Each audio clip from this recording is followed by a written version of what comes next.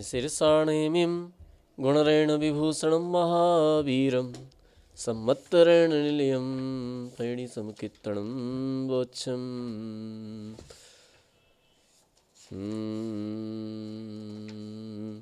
यस्य पयास सायेणानन्तर संसारजलैमुत्तीर्णो वीरेन्द्रनन्दिवच्छो नमामि तम् अभयनन्दिगुरुं।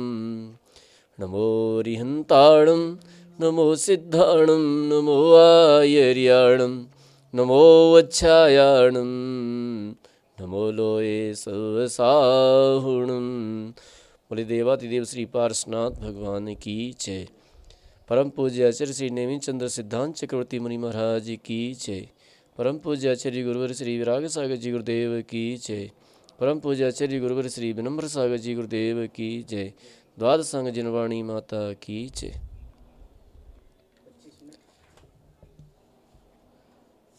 अब चलते हैं गोमट सार कर्मकांड के अंतर्गत 10 कर्ण चूलिका 10 कर्णों का स्वरूप बतला करके अब गुणस्थानों में कहाँ कहाँ कौन कौन से कर्ण पाए जाते हैं इस बात की चर्चा करते हैं। तो कल हमने बतलाया था कि आयु कर्म में 9 कर्ण होते हैं, क्योंकि आयु कर्म में संक्रमण नहीं होता।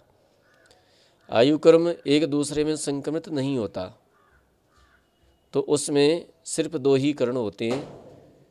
जिस आयु का बंध हुआ है वही आयु रहती है, उसमें अन्य कोई बदलाव नहीं होता।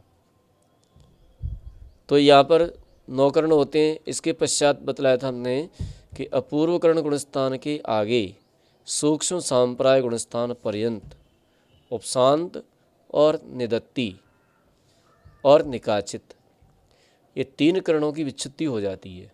अपूर्व कर्ण में 3 कर्ण विच्छुत्त हो जाते हैं, यानी अनिवृत्ति कर्ण में 7 कर्ण रह जाते हैं और सूक्ष्म सांप्राय अनिवृत्ति कर्ण और सूक्ष्म सांप्राय इन 2 गुणस्थानों में 7 कर्ण ही रह जाते हैं। उसके पश्चात आगे और कहते हैं कि अब जो है इसके आगे अनिवृत्तिकरण गुणस्थान परिणामों के द्वारा उपशांत निदत्ति और निकाचित कर्ण टूट जाता है, तथा संक्रमण उपशांत निदत्ति और निकाचित कर्ण के बिना संयोग केवली गुणस्थान पर्यंत अब 6 कर्ण होते हैं। 4 कर्ण यहाँ पर समाप्त हो गए। तो 4 कर्ण समाप्त हो जाने के बाद संयोग केवली गुणस्थान तक, माने 11वां 12वां 13वां गुणस्थान तक 6 कर्ण होते हैं। इसके बाद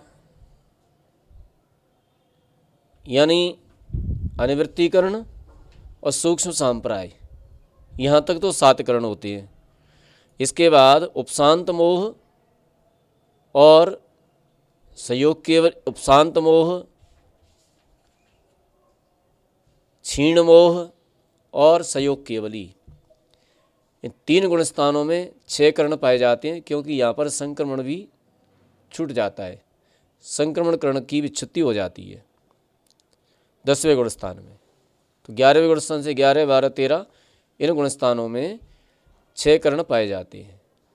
उसके आगे अयोग केवली गुणस्थान में सत्व और उदय, ये 2 ही कर्ण पाए जाते हैं, बाकी कर्ण समाप्त हो जाते हैं। तो इस प्रकार से गुणस्थानों में कर्णों की चर्चा हुई, यानी आयु कर्म में 9 कर्ण, इसके बाद अपूर्व कर्ण गुणस्थान तक 10 कर्ण पाए जाते हैं। अपूर्व कर्ण गुणस्थान के आगे अनिवृत्ति कर्ण और सूक्ष्म सांप्राय, इन 2 गुणस्थानों में 7 कर्ण पाए जाते हैं, क्योंकि यहाँ पर उपशांत निदत्ति और निकाचित ये 3 कर्णों की विच्छुत्ति हो जाती है 8वें गुणस्थान में। इसके बाद 10वें गुणस्थान के बाद यानी उपशांत मोह गुणस्थान से संक्रमण भी समाप्त हो जाता है, मात्र 6 कर्ण पाए जाते हैं तीनों गुणस्थानों में, उपशांत मोह, क्षीण मोह और संयोग केवली। लेकिन यहाँ पर एक बात और कह रही है कि उपशांत मोह गुण स्थान में एक विशेषता और है, वो ये है कि दर्शन मोहिनी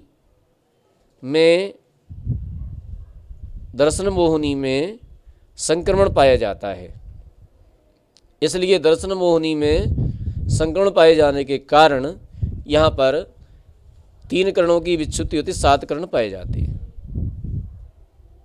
मिथ्यात्व और मिश्र प्रकृति में संक्रमण करण भी पाया जाता है, अर्थात इनके परमाणुओं को संयुक्त प्रकृति माने मिथ्यात्व प्रकृति और सम्यक मिथ्यात्व प्रकृति के परमाणु संयुक्त प्रकृति में संक्रमण करते रहते हैं, इसलिए यहाँ पर संक्रमण करण पाया जाता है।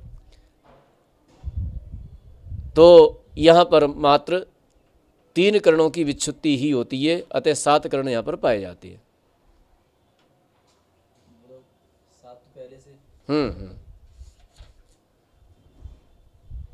और शेष प्रकृतियों में 6 करण पाए जाते हैं उपशांत मोह गुण स्थान।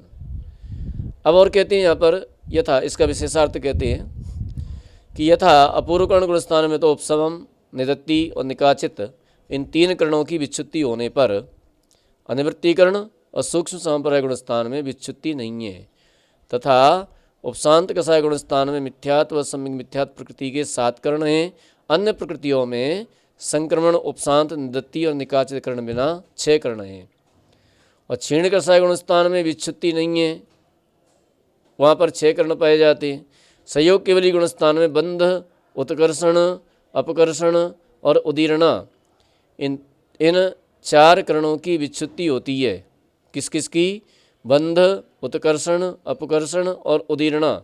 तो 6 में से 4 चले गए तो 2 बचे, तो संयोग केवली गुण स्थान में मात्र सत्व और उदय, इस प्रकार से 2 करण बचते हैं। तो इस प्रकार से इन गुण स्थानों में करणों की संख्या पाई जाती है। अब आगे और कहते हैं, अब आगे देखते हैं गाथा नंबर 444। वहाँ देखते हैं बंधकुट्टण करणम सगसग बंधोति होदिणीयमेण संक्रमणम करणम पुण सगसग जादीण बंधोति।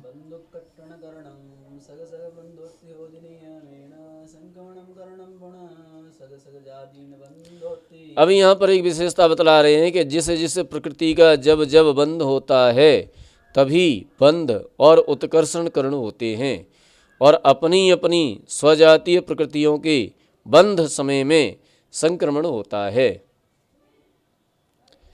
अब यहाँ पर क्या कह रही है कि जिस जिस प्रकृति का जब बंध होता है तभी उसमें बंध और उत्कर्षण करण होता है। उत्कर्षण कब होता है? जब प्रकृति का बंध होता है तभी उत्कर्षण होता है, और बंध करण उसी समय होता है। और जो संक्रमण होता है तो संक्रमण अपनी अपनी स्वजातीय प्रकृतियों में ही होता है। ऐसा नहीं हो सकता कि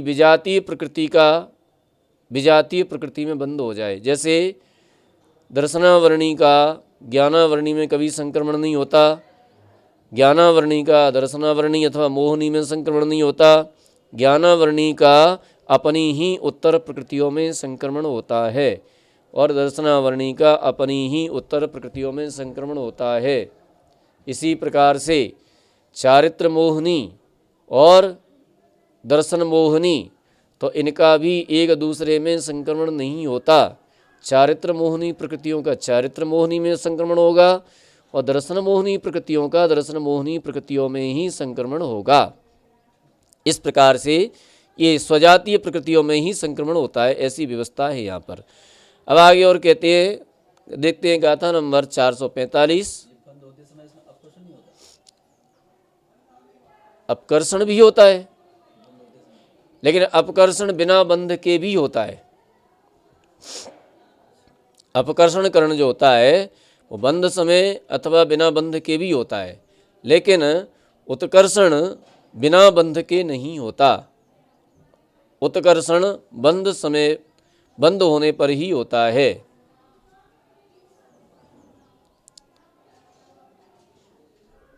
तो अब आगे कहते हैं ओ कट्टण कर्णम पुण अजोगि सत्ताण जोगि चरे मोती क्षीणम सोमंताणम खय देशम सावलीय समयोति।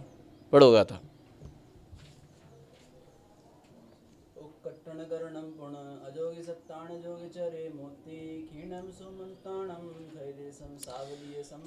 अब यहाँ पर कहते हैं कि अयोग केवली गुणस्थान में सत्वरूप जो 85 प्रकृतियाँ हैं उनका अपकर्षण करण सहयोगी गुणस्थान के अंत समय पर्यंत जानना। ठीक है, जो 85 प्रकृतियाँ हैं उन 85 प्रकृतियों का सहयोग केवली के व अयोग केवली गुणस्थान में सत्वरूप जो 85 प्रकृतियाँ हैं उन 85 प्रकृतियों में अपकर्षण सहयोगी गुणस्थान माने 13वें गुणस्थान पर्यंत होता है, अंत समय पर्यंत जानना। क्षीण कषाय गुणस्थान में सत्व से विच्छिन्न होने वाली 16 प्रकृतियाँ और सूक्ष्म संप्रय गुणस्थान में सत्व से विच्छिन्न होने वाली सूक्ष्म लोभ, इस प्रकार इन 17 प्रकृतियों का अपकर्षण एक आवली कम 6 देश पर्यंत जानना। ठीक है, एक आवली कम 6 देश पर्यंत जानना।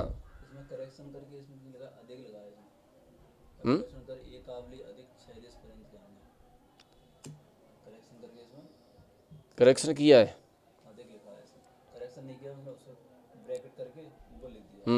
देखते हैं। अब एक प्रश्न आता है कि 6 देश क्या कहलाता है। तो 6 देश क्या कहलाता है तो उसकी चर्चा करते हैं कि जो प्रकृति अन्य प्रकृति रूप उदय होकर नाश को प्राप्त होती है उन प्रमुखोदयी प्रकृतियों के तो अंत कांडक की अंतिम फाली 6 देश है। तथा जो स्वमुखोदय रूप से उदय होकर निकलती है उन स्वमुखोदयी प्रकृतियों के एक एक समय अधिक एक एक आवली प्रमाण काल शेष रहने पर 6 देश है। इसलिए इन 17 प्रकृतियों का एक आवली काल शेष रहने पर अपकर्षण होता है। अधिक नहीं है, कम ही है, वो कम ही है, अधिक नहीं है। करेक्शन ठीक नहीं है वो। तो यहाँ पर क्या कह रही है कि जो प्रकृतियाँ परमुख उदय में आकर के 6 होती हैं। ठीक है, परमुख उदय में आकर के 6 होती हैं, परमुख से 6 होती हैं, उन्हें प्रमुखोदयी प्रकृतियाँ कहते हैं।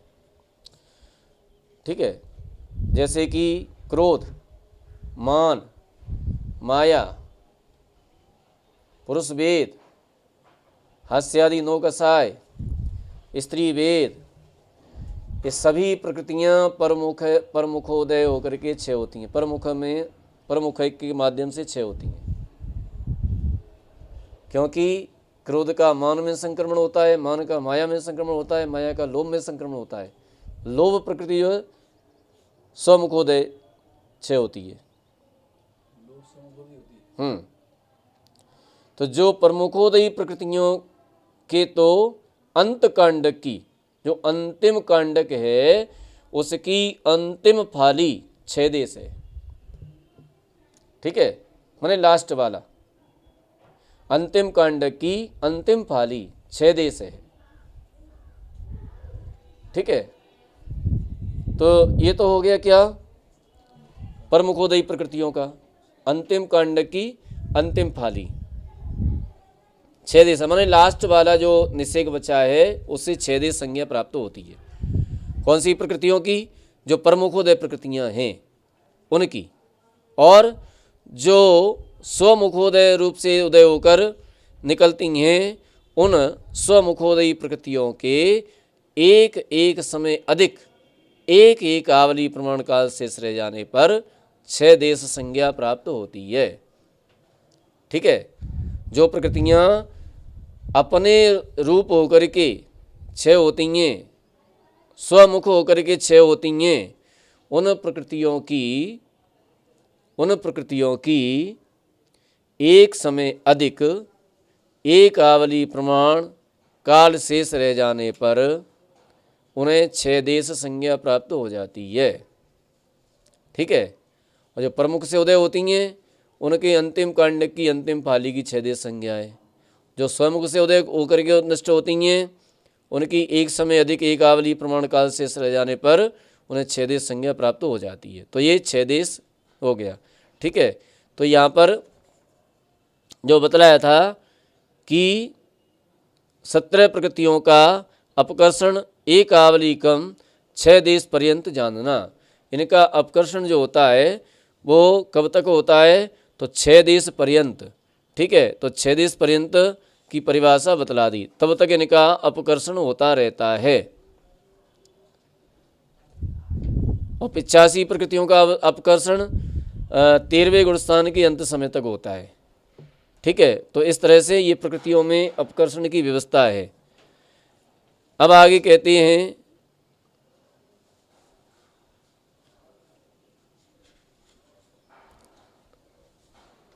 अब आगे कह रहे हैं वसंतोत्तिसुराउ मिच्छतीय खवग सोलसाणं च खैदेशोत्तीय खवगे अट्ठकसायादि भीषणम्।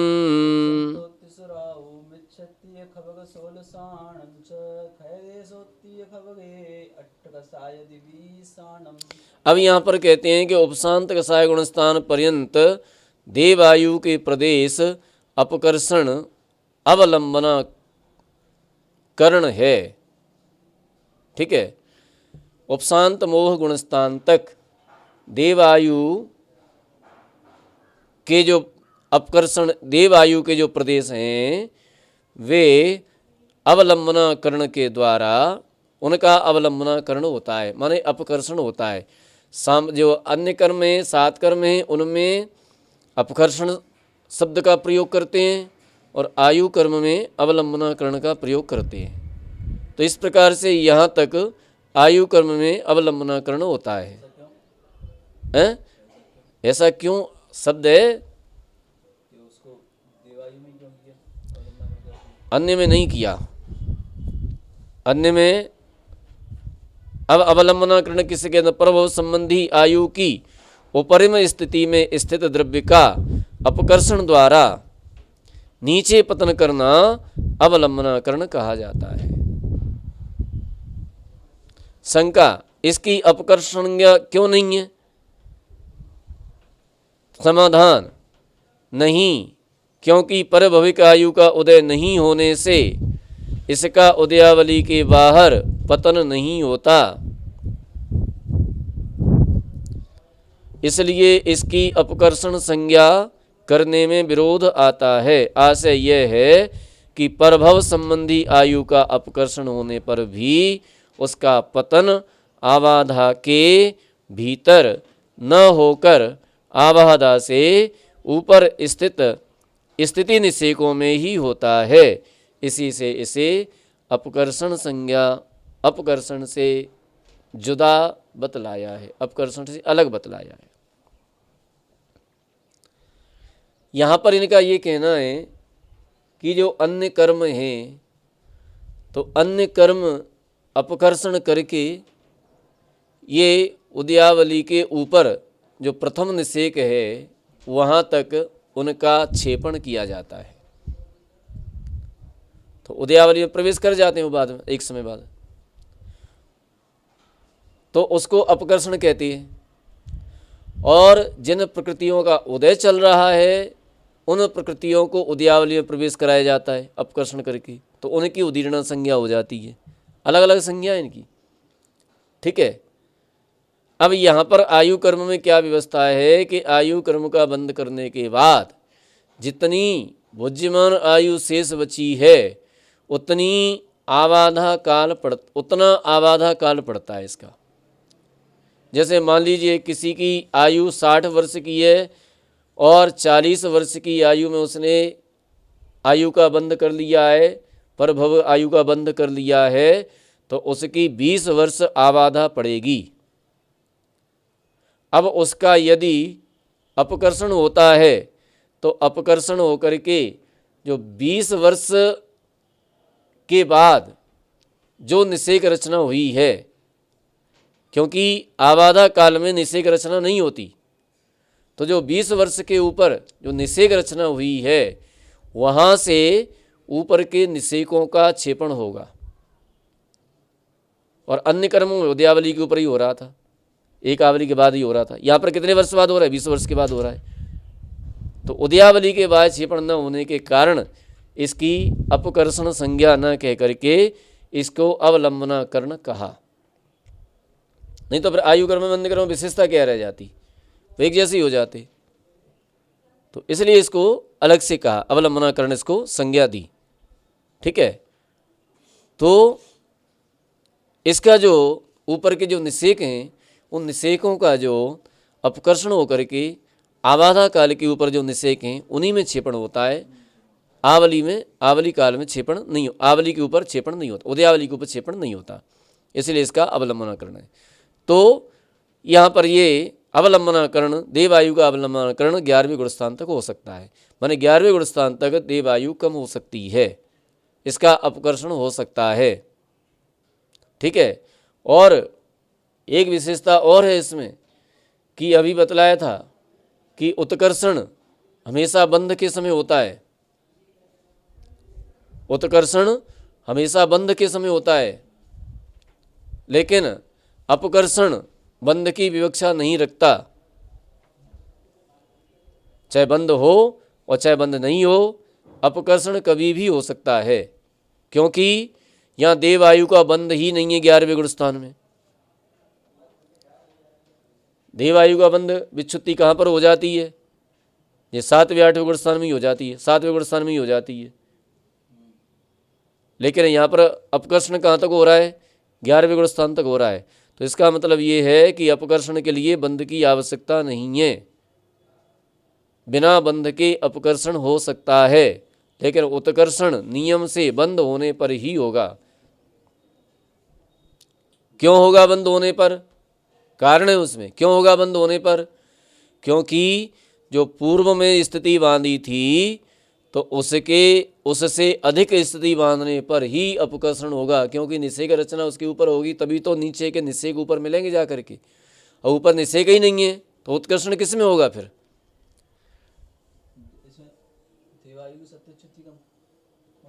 सत्व विच्छुत्ति, सत्व विच्छुत्ति 11वें गुणस्थान में, बंध विच्छुत्ति नीचे ही हो जाती है 7वें में।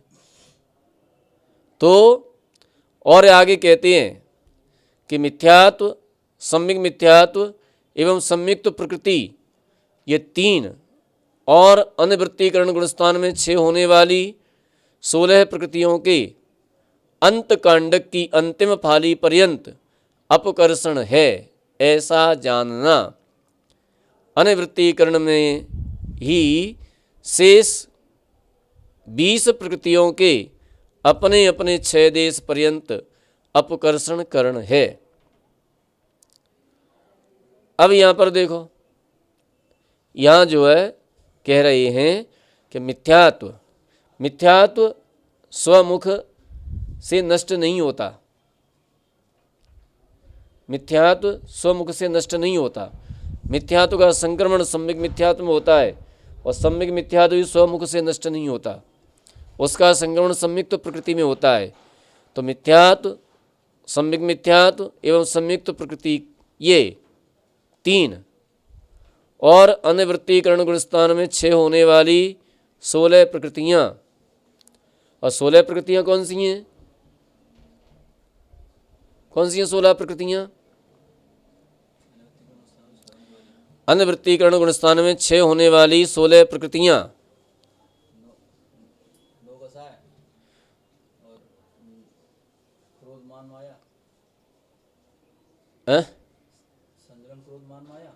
हाँ, 9 कसाय, कितनी हो गई?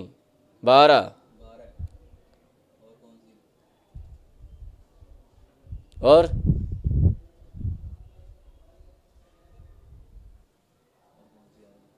और कौन सी आ गई? ये नहीं है। 13 नाम कर्म की और 3 और हैं, तो 16 प्रकृतियाँ और 20 प्रकृतियाँ मोहनी कर्म की, जो 20 बता रहे ना आगे, 20 मोहनी कर्म की और 16 वे, तो 16 और 20 36 प्रकृतियों का 6 होता है वहाँ पर। ठीक है, तो ये जो है 5-10 मिनट में, तो ये जो है इनका जो है संक्रमण जो होता है, तो इनका संक्रमण कहाँ तक होता है? 16 प्रकृतियों का अंत कांडक की अंतिम फाली पर्यंत, इनका अंतिम कांडक की अंतिम फाली पर्यंत अपकर्षण है, ऐसा जानना चाहिए। और अनिवृत्तीकरण में ही शेष 20 प्रकृतियों के अपने अपने 6 देश पर्यंत अपकर्षण है। जो 20 प्रकृतियां हैं मोहनी कर्म की, उनका अपने अपने 6 देश पर्यंत अपकर्षण होता है। ठीक है, तो इनका जो है अपकर्षण होता है। और ये 20 और 16 प्रकृतियां देख लेना वहाँ से। हाँ, अब आता है अगली गाथा आती है, मिच्छत्य सोलकासाणम उपसम श्रेणीम संतमो होती अट्ठकसायादीणम ओसमियट्ठाण गोति हवे।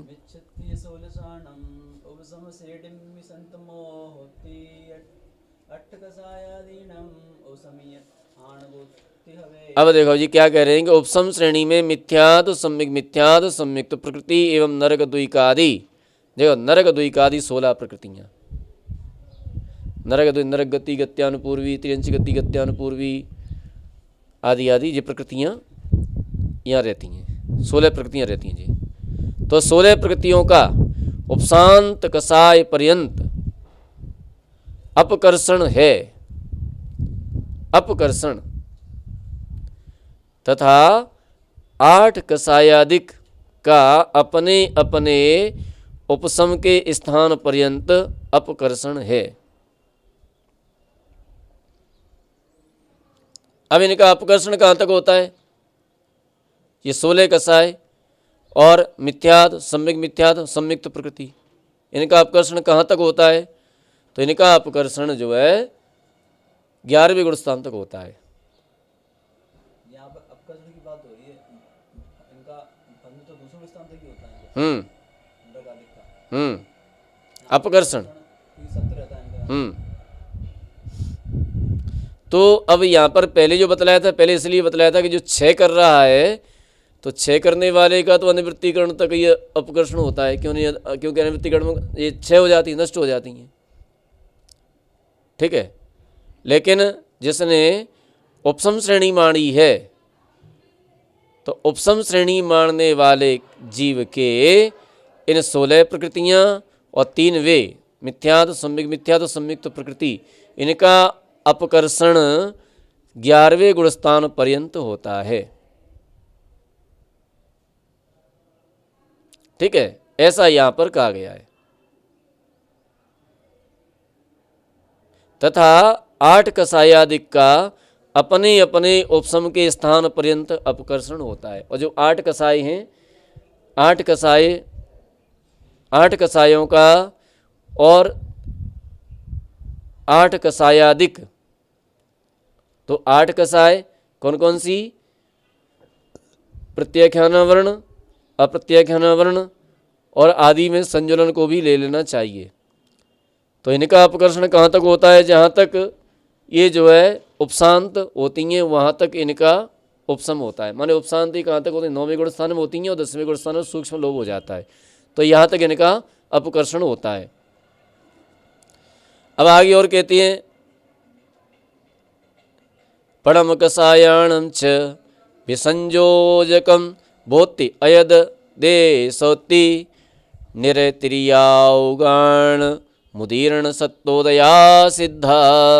परमगसायानं च विसंयोजकं भूति अयद देशोति निरतिरिया उगान मुदीर्ण सत्तोदया सिद्धा। अब कहते हैं पणम कसायाणम च, पणम कसाय, प्रथम कसाय, प्रथम कसाय कौन सी है? अनंतानुबंधी।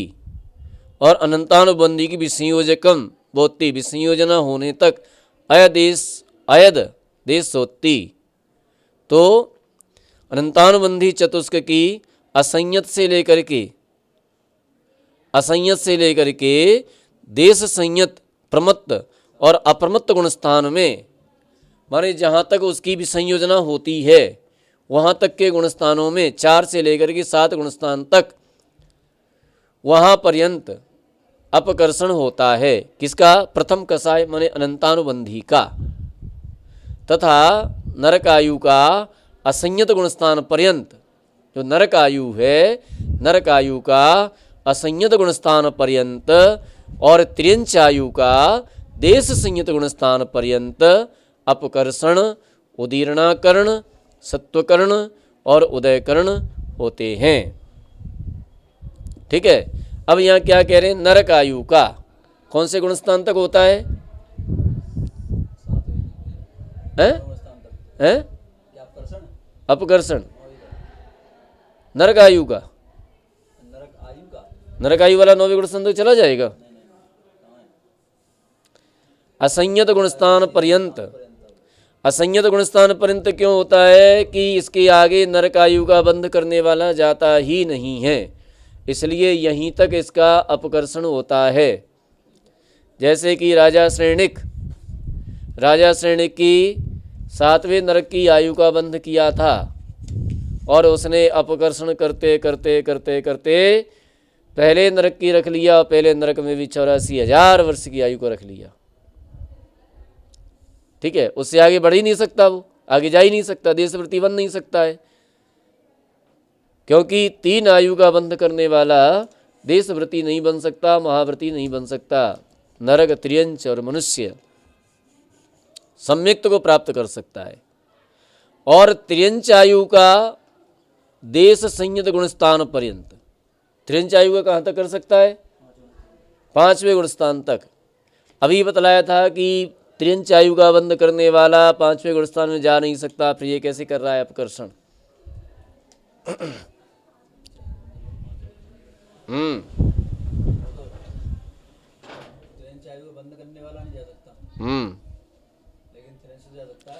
त्रियंच जा सकता है। बुद्धिमान आयु वाला त्रियंच 5वें गुणस्थान में जा सकता है और 5वें गुणस्थान में जा करके ये बुद्धिमान आयु का, बद्धिमान का नहीं करेगा, बद्धिमान तो है ही नहीं इस, क्योंकि बद्धिमान त्रियंच आयु वाला 5वें गुणस्थान में जा नहीं सकता और 5वें गुणस्थान में इसका बंध होता नहीं है, इसका बंध विच्छुत्ति दूसरे गुणस्थान में हो जाती है। तो बुद्धिमान आयु का देश संयत गुणस्थान पर्यंत अपकर्षण कर सकता है, उदीर्णा कर सकता है और सत्व भी है और उदयकरण होते हैं। तो इसके जो है 5वें गुणस्थान तक, त्रियंच आयु के 5वें गुणस्थान तक अपकर्षण, उदीर्णा, सत्व और उदयकरण होते हैं। इसमें उत्कर्षण नहीं हो सकता, संक्रमण इसमें होता ही नहीं है। ठीक है। बंधकरण नहीं हो सकता, क्योंकि बंधकरण यहाँ होता नहीं है 5वें गुणस्थान में। और 4थे गुणस्थान तक त्रियंच आयु का, 4थे गुणस्थान तक त्रियंच आयु माने बद्धिमान त्रियंच आयु का अपकर्षण कर सकता है, लेकिन नहीं होगा। त्रियंच आयु का 4थे गुणस्थान में अपकर्षण नहीं होगा। क्यों नहीं होगा? क्योंकि अपकर्षण जो हो रहा है, आयु कर्म में जो अपकर्षण होता है, उसमें जो शुभ आयु हैं उसमें संक्लेश परिणामों से होता है। 4थे गुणस्थान में उस योग्य संक्लेश परिणाम नहीं है अपकर्षण के योग्य। इसलिए नरकायु का तो असंयत गुणस्थान पर्यंत बतला दिया, लेकिन त्रियंच आयु का नहीं बतलाया। त्रियंच आयु का देश संयत गुणस्थान में बतलाया है, और देश संयत गुणस्थान में बतलाया तो कौन सी? बुद्धिमान त्रियंच आयु का बतलाया है। अपकर्षण, उदीर्णा, उदीर्णा भी त्रियंच आयु की, बुद्धिमान त्रियंच आयु की होती है। सत्वकरण उसी का होता है बुद्धिमान का, और उदयकरण बुद्धिमान का। तो ये बुद्धिमान आयु में ही होते हैं, उसमें बुद्धिमान आयु में नहीं होते। तो इस तरह से ये नरक आयु त्रिंच आयु का कथन किया। अब आगे कहते हैं देवायु का पहले ही कर दिया, 11वें गुण स्थान तक होता है। अब आगे कहते हैं मिच्छस्य मिच्छोत्य उदीर्ण ओवसमाहि मुहि यस्य समयाहियावलित्य सोहमसलोहस। मिच्छस्य मिच्छोत्य उदीर्णा उपसमाहि मोहि यस्य समयाहियावलित्य सोमे सोमसलोहस। अब यहाँ पर कहते हैं कि मिथ्यात्व गुण स्थान में उपसम संयुक्त के अभिमुख होने वाले जीव के एक समय अधिक आवली प्रमाण काल शेष रहने तक मिथ्यात्व प्रकृति का उदीर्णकरण होता है। ठीक है, कहाँ तक होता है उदीर्णकरण? तो मिथ्यात्व गुण स्थान में कोई जीव मिथ्यात्व गुण स्थान में है और उपसम संयुक्त प्राप्त करने वाला है, उपसम संयुक्त के अभिमुख है, उस जीव के एक समय अधिक आवली प्रमाण काल शेष रहने तक, एक समय अधिक आवली प्रमाण काल शेष रहने तक मिथ्यात्व प्रकृति का उदीर्णकरण होता है। ठीक है, सम्यक्त होने में एक आवली प्रमाण काल से संयुक्त होने में, उपसम संयुक्त होने में एक आवली प्लस एक समय शेष रह गया है, वहाँ तक उदीर्ण होती है मिथ्यात्व प्रकृति की, उसके बाद नहीं होती। क्यों नहीं होती? क्योंकि उदयावली के ऊपर जो निषेक है उसकी उदीर्णा हो सकती है, उसका अपकर्षण करके उदयावली में दिया जा सकता है, लेकिन उदयावली में जो निषेक प्रवेश कर गए उनकी उदीर्णा नहीं होती। तो एक आवली माने उदयावली, उसके ऊपर एक समय, तो उसकी उदीर्णा तो होकर के उदयावली में प्रवेश कर जाएगी वो, लेकिन उदयावली में जो निषेक प्रवेश कर गया है उस प्रदेश की उदीर्णा नहीं होती, ना उसकी केवल स्तवक संक्रमण होता है, शेष जो संक्रमण उनमें एक भी संक्रमण नहीं होता है। ठीक है, स्तवक संक्रमण के माध्यम से वह अन्य प्रकृति रूप हो जाता है, अन्य संक्रमण नहीं होते, और उसमें कोई कारण नहीं होता जो उदयावली में प्रवेश कर गया है। उदयावली में प्रवेश करने पर वहाँ पर इतना समय रहता है कि वो अन्य प्रकृति को संक्रमण कर सके। वो तो उदय के समय हो जाता है, जिस समय उदय आ रहा है उसी समय एट ए टाइम उसका संक्रमण अन्य प्रकृति रूप हो जाता है। वहाँ फिर उदीर्णा नहीं होती, उदीर्णा नहीं होती, उत्कर्षण नहीं होता, अपकर्षण नहीं होता, अब उनमें कुछ नहीं होगा, वो तो उदय में आएंगे सीधे। ठीक है, इसलिए यहाँ पर ये कहा गया है कि मिथ्यात्व में एक आवली प्लस एक समय शेष रहने तक, एक आवली प्लस एक समय शेष रहने तक मिथ्यात्व कर्म की उदीर्णा होती है, उसके पश्चात उसकी उदीर्णा नहीं होती। एक आवली प्लस एक समय।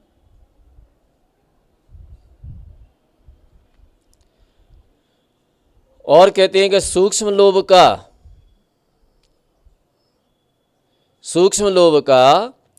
सूक्ष्म सांप्रदाय गुणस्थान में ही एक समय अधिक आवली काल शेष रहने तक उदीर्णकरण होता है, क्योंकि उदयावली शेष रह जाने पर उदीर्णा संभव नहीं है। जी आप आगे बात। उदयावली में निषेकों का उदयावली में आने पर, हाँ, जो सूक्ष्म लोभ है तो सूक्ष्म लोभ का संक्रमण सूक्ष्म सांप्रदाय गुणस्थान में एक आवली प्लस एक समय शेष रह जाने तक ही अपकर्षण होता है, उसके बाद वो उदीर्णा होती है, उसके बाद उदीर्णा नहीं होती। क्योंकि यह कह दिया, क्योंकि उदयावली शेष रह जाने पर उदीर्णा संभव नहीं है। जो निषेक उदयावली में प्रवेश कर गए हैं उनकी उदीर्णा संभव नहीं है। इसलिए उसमें उत्कर्षण अपकर्षण कुछ भी नहीं होता, उसमें उदीरणा नहीं होती, ऐसा जानना चाहिए। आगे अंतिम गाथा कहते हैं 450 नंबर गाथा, इसमें कह रहे हैं कि उदय संकम उदय चौसुवी दादुम कमीर्णनो सक्कम अवसंतम चणिदत्तिम निकाजिदम तम अपोबोति।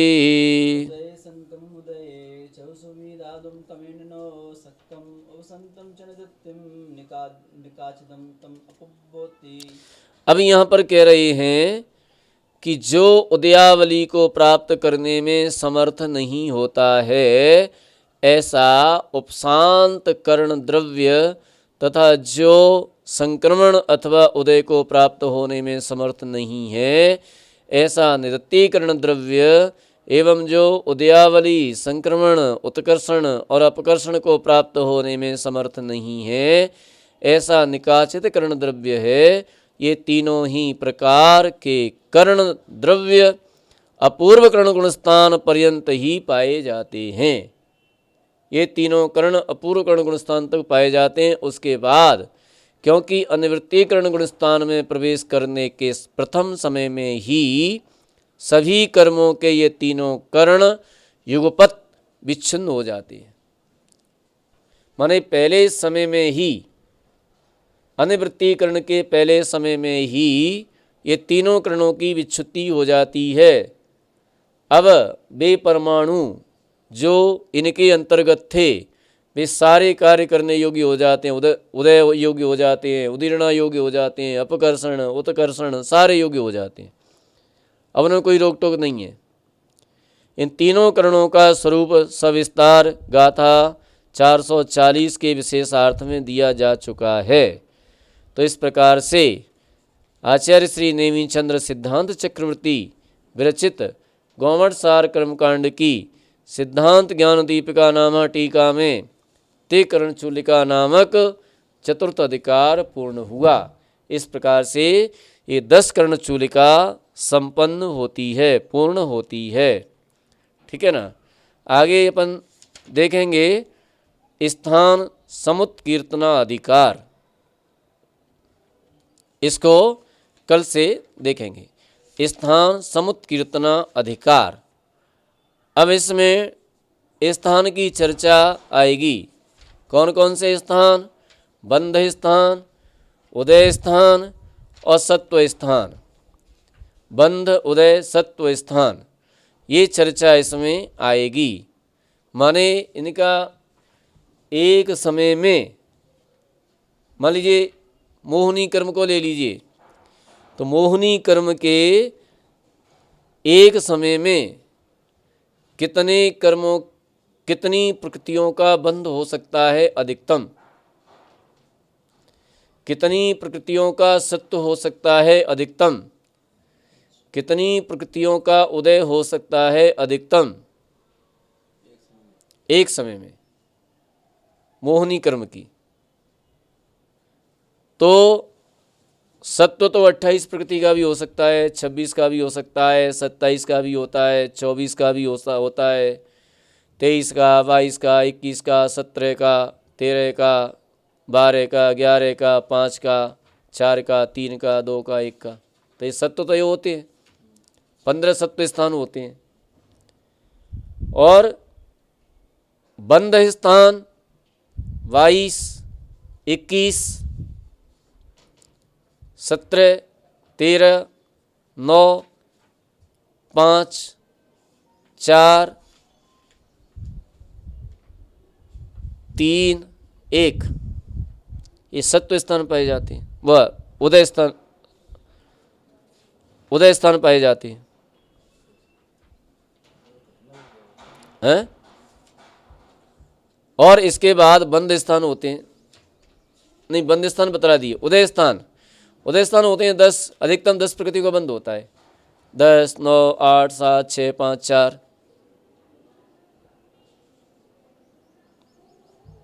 4, 4 तक होते हैं।